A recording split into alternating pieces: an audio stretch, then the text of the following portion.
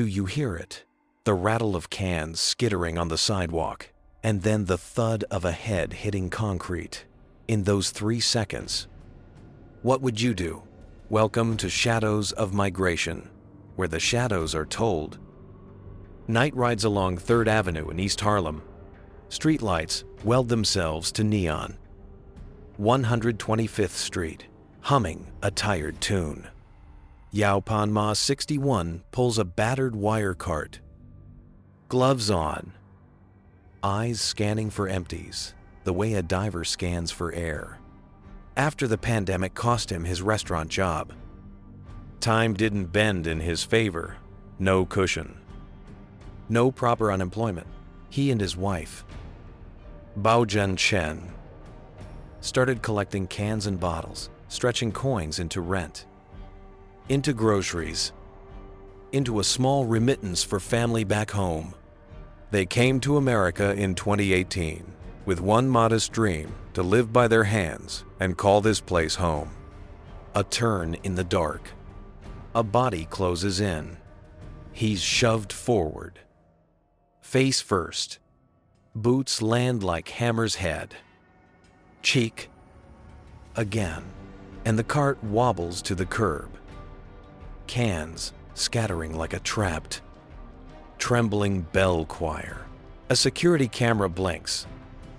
Unfeeling witness to a moment that freezes an entire family's timeline. Harlem Hospital. Disinfectant. White noise. The beep of machines. Misses. Chen sits bedside. Her fingers wrapped around bandage and silence.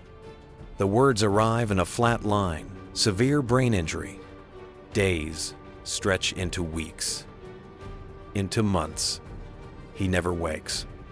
On New Year's Eve, 2021, the city counts down in a long-term care center.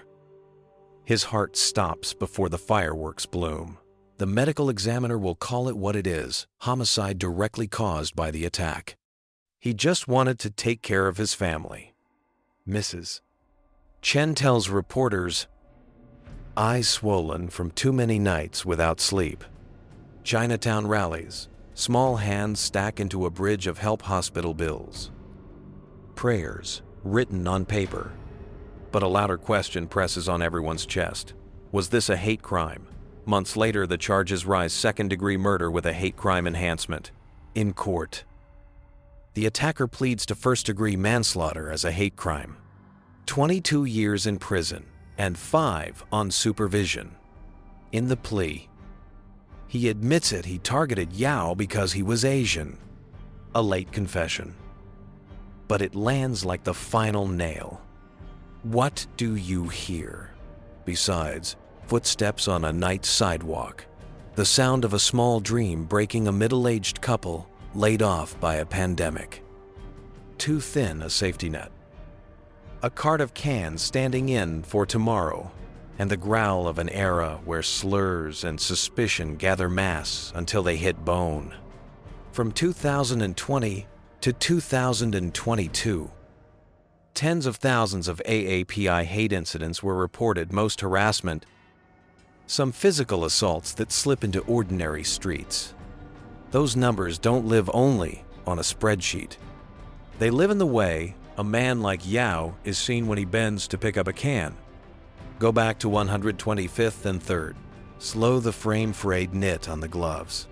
A silver scratch along the cart's frame. A soda can pinwheeling beneath the street lamp, smearing a thin ribbon of light.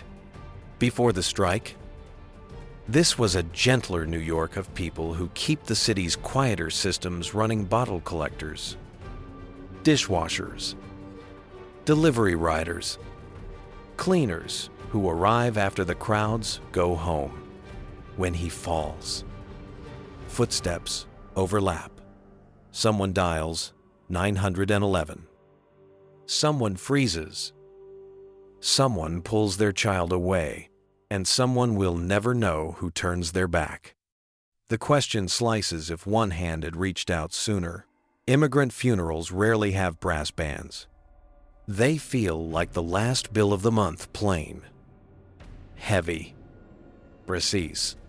But inside that quiet, other voices rise. Neighbors building tiny bridges. In East Harlem, a corner bodega tapes up a flyer. Walk an elder home. Transit stops, hang posters in several languages. Report hate when you see it. In living rooms, children learn a new name. Yao Pan Ma, pronouncing it slowly and clearly. The way you return dignity to a person. And justice. Justice doesn't move in running shoes, it wears heavy boots. After his death is officially ruled a homicide and the charges are raised, the case takes a path that avoids a long, scalding trial. A plea. 22 years. The courtroom door closes. A larger door stays open.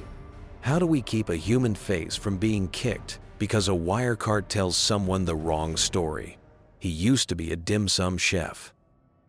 One feature recalls, before the cart, he shaped sweets with the patience of a watchmaker. Precision and care, the very ingredients a city needs to keep from sliding into hate. When restaurants went dark, his patience turned to endurance. His precision became counting nickels in cans. Then violence arrived like a bad subtraction. Stealing the sum from a family. Don't call this a story from 2021 and move on.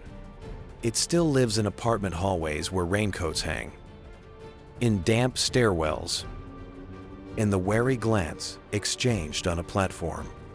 It also breathes in citizen-made lifelines, walk with elders programs, bystander intervention classes, multilingual hotlines. It's not because we're weak that we walk together. It's because sometimes it takes many eyes to save one life. If you're watching this in a warm room, imagine the cart left under a street lamp, tilting like a small boat run aground. Its owner isn't coming back. Mrs. Chen repacks a bag hospital forms, an old bus pass, a photo in autumn light. A phone rings, maybe a neighbor, maybe a stranger's message of care. Each word is a pebble laid on a path she must still walk slow. Steady. The way he once pulled that cart through the night.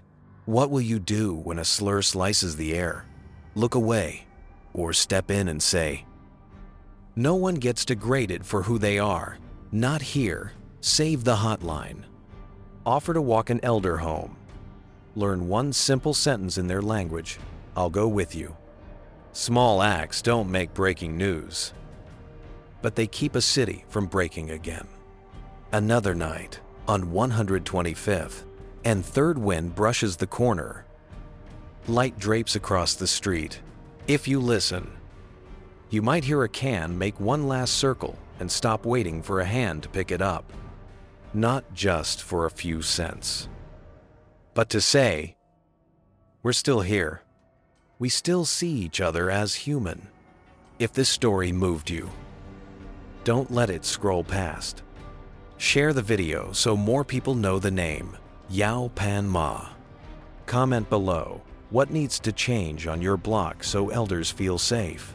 And if you believe stories from the margins deserve to be told with respect and light, hit subscribe. This is Shadows of Migration.